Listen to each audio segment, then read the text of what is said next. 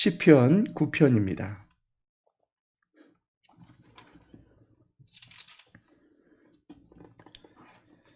시편 9편 1절에서 20절까지 우리 함께 읽도록 하겠습니다.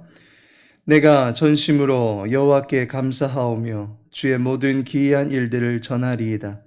내가 주를 기뻐하고 즐거워하며 지존하신 주의 이름을 찬송하리니 내 원수들이 물러갈 때에 주 앞에서 넘어져 망함이니이다.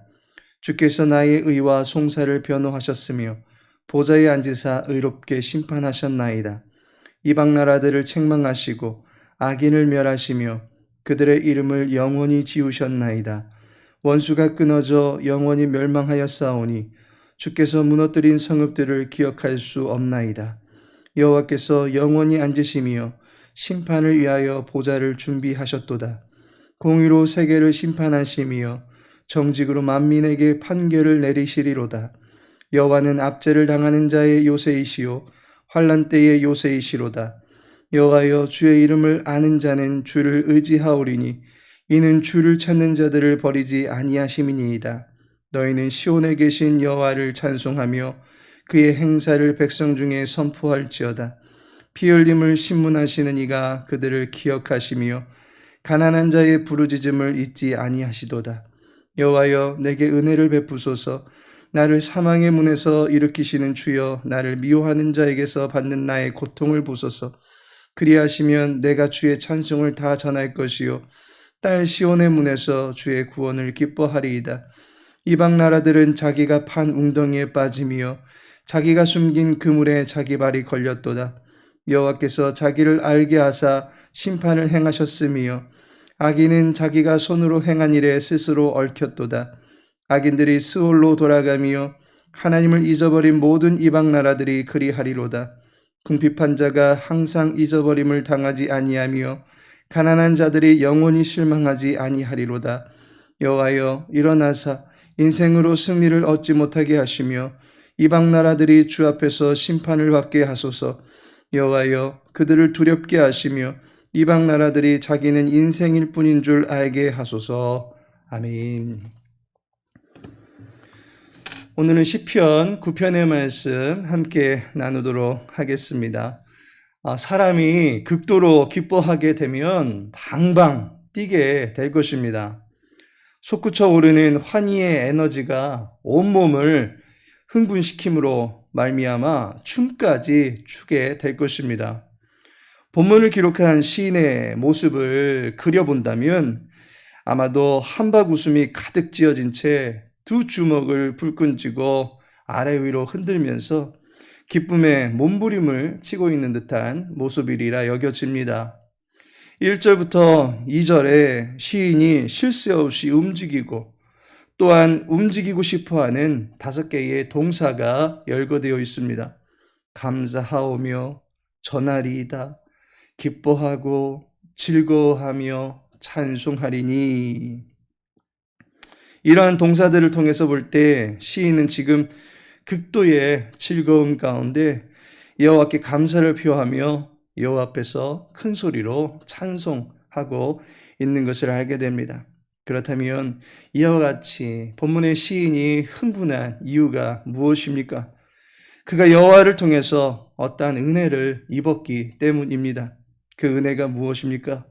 여호와께서 시인에게 베풀어 주신 은혜를 보니 첫째로는 여호와께서 내 마음을 알아주셨다라고 하는 사실입니다. 4절에 보니 주께서 나의 의와 송사를 변호하셨으며 보좌에 앉으사 의롭게 심판하셨나이다 라고 말씀합니다. 주님께서 내 송사를 변호하신다라고 말하고 있습니다. 내 마음의 생각과 내 입장과 내 처지 모든 것을 헤아리시고 내가 변호할 수 없었고 내가 지혜롭게 말하지 못했던 모든 것들을 나를 대신해서 대변해 주신다라고 말하고 있습니다. 어쩌면 내 마음속의 생각과 답답함을 그리도 훤히 꿰뚫어 보시며 원수들 앞에서 부끄럽지 않게끔 시인의 의로움을 그토록 잘 대변해 주시는지 시인은 그것으로 마음의 즐거움을 갖게 된 것입니다. 세상의 심판은 사람 자체를 판단하기보다는 자신과 어떤 관계가 있는지를 염두에 두고 판단할 때가 더 많습니다. 그래서 나와 친분의 관계가 있다면 유리하게 판단하려고 하는 경향이 강합니다. 나와 유익이 되는 것이라면 판결의 공의도 굳게 만드는 경우도 있는 것을 보게 됩니다. 그러나 하나님은 나의 처지와 상황과 마음의 형편을 그대로 보십니다. 그리고 내 마음의 정직함을 헤아리시고 그 자체로 판단을 이루시는 분이십니다. 요한복음 1장 47절에 보니 예수님께서 나다나엘을 가리켜서 이렇게 말씀하십니다. 이르시되 보라 이는 참으로 이스라엘 사람이라 그 속에 간사한 것이 없도다. 주님께서 나다나엘이 얼마나 순전하게 하나님을 섬기려고 했는지를 다 아시면서 그에게 하신 말씀이십니다. 내 마음을 알아주시는, 그리고 왜곡하지 아니하고 거짓을 보태지 아니하고 음해하지 아니하고 오해하지 아니하시는 하나님만이 내게 참된 은혜를 베풀어 주실 수 있는 분이십니다. 두 번째로 시인은 여호와께서 내 인생을 열어주신다라고 하는 사실에 즐거워하는 것입니다.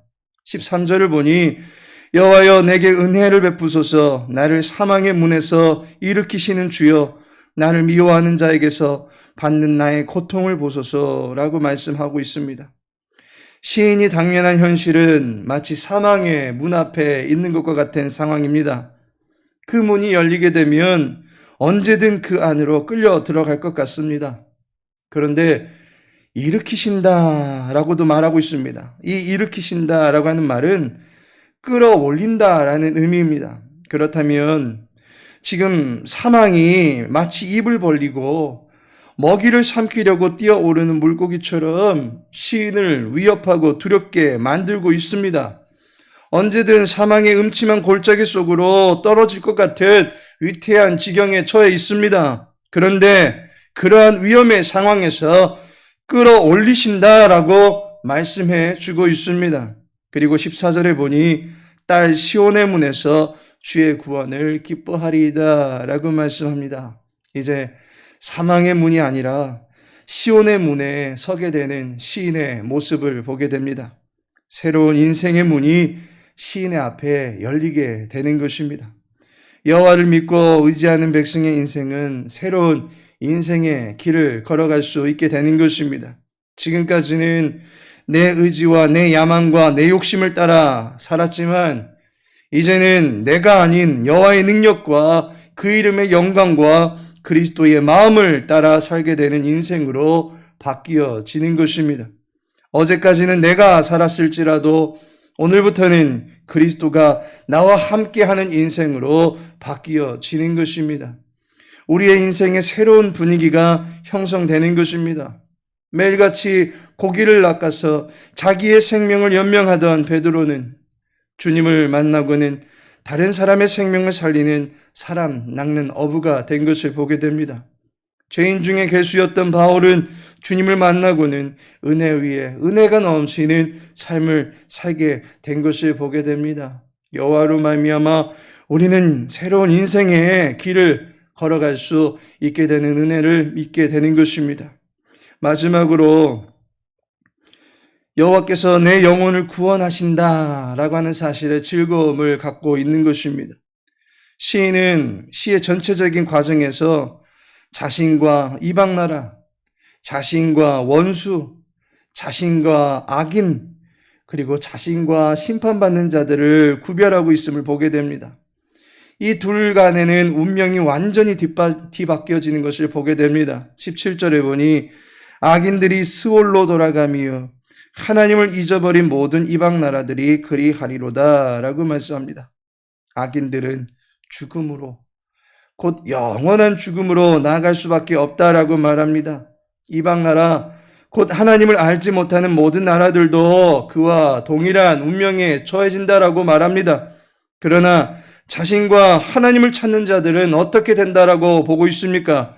10절을 보니 여호와여 주의 이름을 아는 자는 주를 의지하오리니 이는 주를 찾는 자들을 버리지 아니하심이니이다 라고 말씀합니다. 여호와를 아는 백성들은 주께서 버리지 않는다라고 말씀하고 있습니다. 분명히 하나님을 아는 백성과 하나님을 알지 못하는 이의 운명이 갈리어지는 것을 보게 됩니다. 이와 같이 갈리게 만드는 분이 바로 하나님이십니다. 하나님은 자신을 찾는 백성들의 요새가 되십니다. 악인은 하나님으로부터 영원히 멀어지게 되어지는 수월로 빠지게 되지만 의인은 하나님을 가까이 하는 그의 보좌 앞으로 나가서 그분을 찬미하게 되는 것입니다. 오늘 본문의 서두에 나타난 시인의 자세처럼 즐거움에 몸부림치며 우리 하나님께 큰 소리로 찬양의 기쁨을 올려드리게 되는 것입니다. 하나님께서 사랑하시는 성도 여러분, 오늘은 복된 성일입니다. 하나님께서 우리를 주의 보좌 앞으로 불러주시는 것이 엄청난 감동과 감격이 된다라고 하는 사실을 믿으십니까? 우리 앞에 사망의 문이 아닌 여호와를 아련할 수 있는 시온의 출입문을 열어주신다라는 이 사실이 감동이 되십니까? 여호와를 의지하는 백성이 마음의 기쁨과 힘을 얻게 되는 것입니다. 오늘 한날도 여호와를 예배함으로써 마음의 힘을 얻고 즐거움이 터져나오는 입술의 찬양으로 하나님을 영화롭게 해드릴 수 있는 저와 여러분의 삶이 되기를 예수님의 이름으로 축복합니다. 이 시간 주기도문 하시고 자유롭게 기도하시고 돌아가시기 바라겠습니다. 하늘에 계신 우리 아버지여, 이름이 거룩히 여김을 받으시오며 나라의 임하옵시며 뜻이 하늘에서 이룬 것 같이 땅에서도 이루어지이다. 오늘날 우리에게 일용할 양식을 주옵시고 우리가 우리에게 죄 지은 자를 사하여 준 것 같이 우리 죄를 사하여 주옵시고 우리를 시험에 들게 하지 마옵시고 다만 악에서 구하옵소서. 대개 나라와 권세와 영광이 아버지께 영원히 싸움나이다. 아멘.